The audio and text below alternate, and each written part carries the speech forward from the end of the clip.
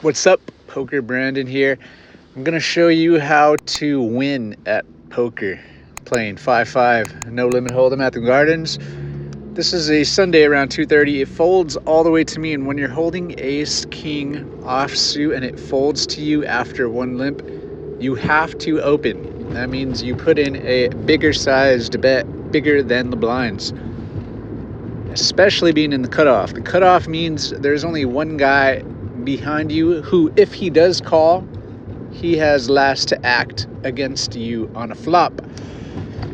But he has to call anyway, so you're highly incentivized in the cutoff to put in a big-sized open/bet so that you can get one caller. Notate that the goal here is to get one caller. I opened a 15 because my VPIP was super low here. I was VPIPing about 2.5%. It's going to fold to the small blind, which is a great sign. That means the button, the better position behind me, is not going to play. But the small blind raises to 35. Now, first thing to notate is that size 35. That is not correct. I don't know what he's thinking with his short stack. Raising to 35 there is absolutely wrong. But it makes sense because this guy was just sort of a tourist-looking dude holding a beer as he played. Now, another thing to notate, under the gun limper just calls the 35. Another weird situation here. That's always like a pocket pair, but the one thing I notated was this player was limp calling everything. Like, his limp call percentage was probably 95% limp call. He had no raise button. He only had a call button. Imagine him on a computer and somebody taped over the screen where it said raise, and he had black tape over that part. He didn't even know it was there. He only had a call button. So when this folds over to me, after getting raised from the small blind, I eyeball small blind stack, and he only has 135 behind his $35 raise.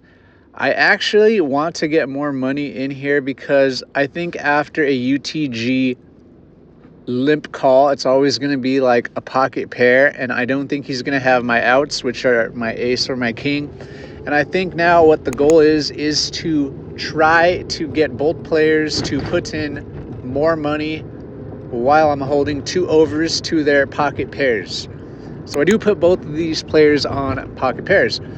I raised to 85, and that perfectly gets the small blind to jam, and I sized my $85 raise to be specifically $50 more so that if I did get jammed on, I could repop it if the rookie in the UTG seat who only had a call button, if he did only call again, I was going to repop it after that.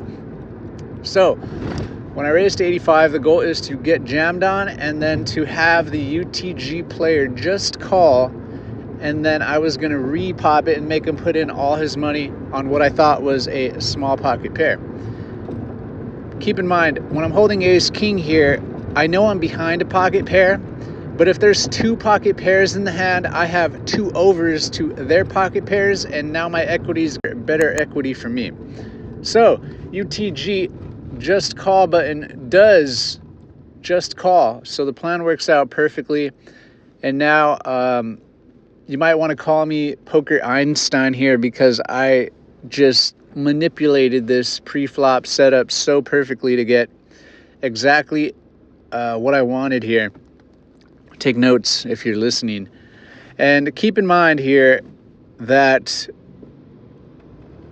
this was live. This is a live game. This is me playing live. I wish I could record, but lately I haven't been willing to just put my phone up and record the table for hours and hours, getting no action, and then finally getting action, and then editing the videos. It takes a while.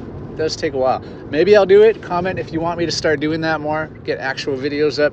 But I didn't.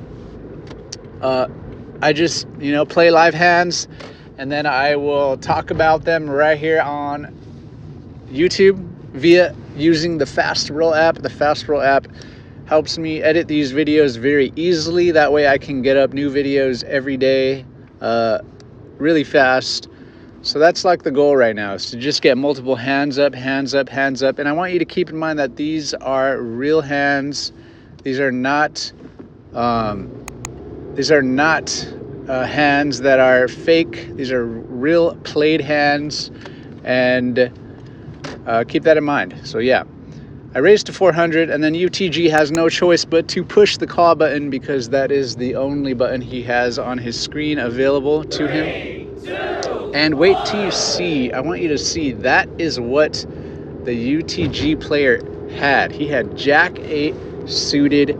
So that is just an amazing, amazing player to have at the table. He calls with Jack 8 suited.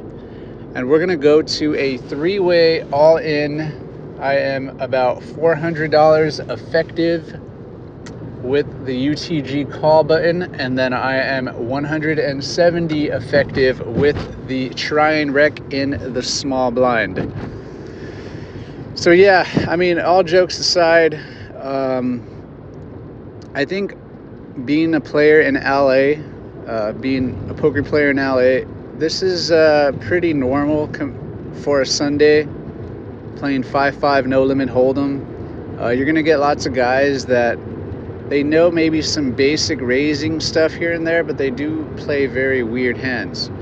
So this board's going to run out Queen 10-4 with 2 spades. I get a miracle jack on the turn. That means I have the nut straight. And now I'm just dodging a paired board or a spade, which I do dodge. So I end up having almost the nuts, but 3 diamonds hits the board, but that's not going to matter because the small blind is not going to pick up his cards. He is going to muck them. The under the gun Jack 8 player does complain about how he felt like he was committed to this by calling and calling and calling. If you ever have Jack 8 suited in his spot, never limp call. I think if you're going to play it, open it. And if you do get raised from an early position as an opener, you probably should just fold it. But, you know, everybody wants to play their own way. That is the beauty of poker. So thank you for watching. I am Pokerbrandon, and by the way, this is a new golden doodle puppy that I have now. Thank you for watching.